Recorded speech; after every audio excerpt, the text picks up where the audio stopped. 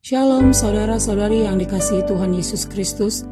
Saat ini kita akan merenungkan kebenaran firman Tuhan dengan tema hidup dalam pertobatan yang terdapat dalam 1 Yohanes pasal yang pertama, ayatnya yang kelima sampai ayat yang ke-10. Saudara-saudari yang dikasihi Tuhan Yesus, surat 1 Yohanes ini dituliskan oleh Yohanes sang penginjil dan ditujukan kepada jemaat di Asia Kecil dengan tujuan untuk melawan ajaran sesat, gnostikisme dan doketisme yang beredar saat itu.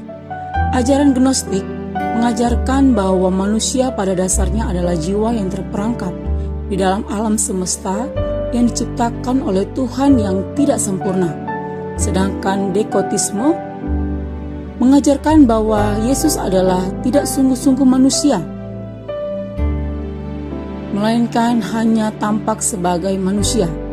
Yesus Kristus hanya memiliki tubuh surgawi dan hanya berpura-pura menderita dan mati.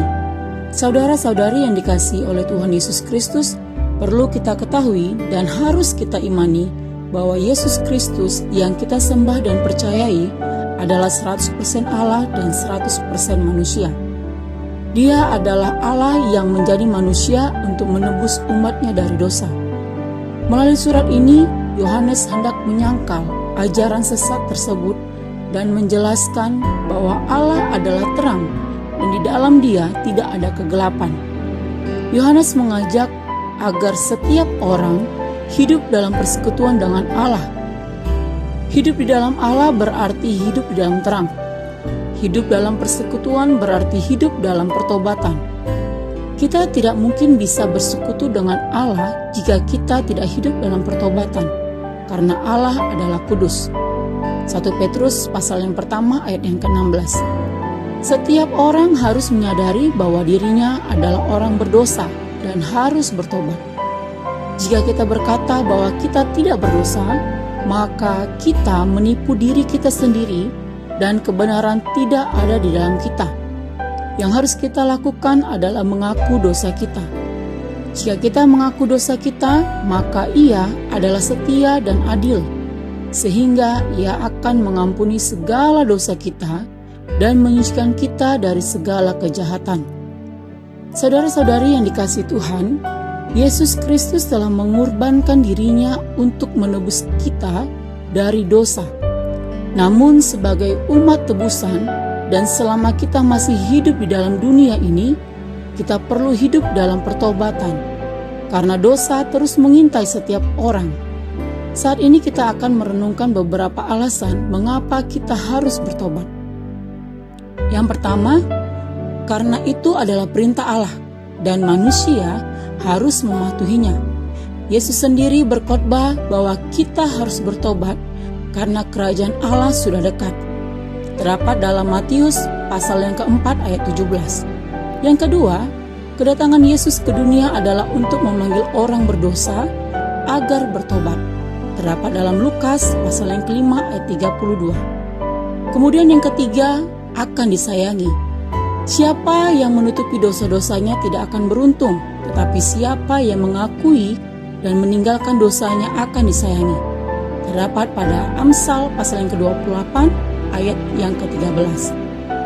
Kemudian yang keempat, dosa-dosa dihapuskan. Kisah Para Rasul pasal yang ketiga ayat 19 menjelaskan bahwa kita harus sadar dan bertobat supaya dosa-dosa dihapuskan. Poin yang kelima, karena setiap orang yang melakukan dosa adalah hamba dosa, dan hamba tidak tinggal di rumah selamanya, tetapi anak tetap tinggal selamanya. Yohanes 8 ayat 34 sampai 35. Kemudian poin yang keenam, kita tidak akan dapat masuk ke dalam kerajaan Allah.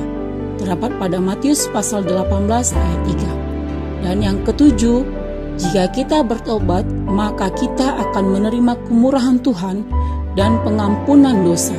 Setiap orang yang tidak mau bertobat adalah objek kebinasaan.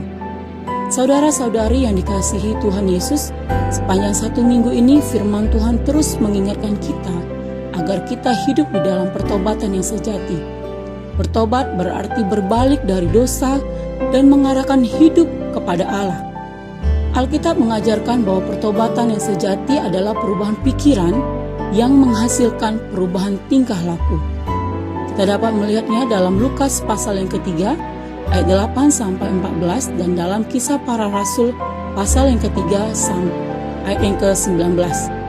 Kiranya firman Tuhan ini dapat kita lakukan dalam kehidupan kita sehari-hari. Dengan pertolongan dari Allah Roh Kudus, kita akan dimampukan untuk hidup dalam pertobatan yang sejati. Demikian firman Tuhan, Tuhan Yesus memberkati. Shalom.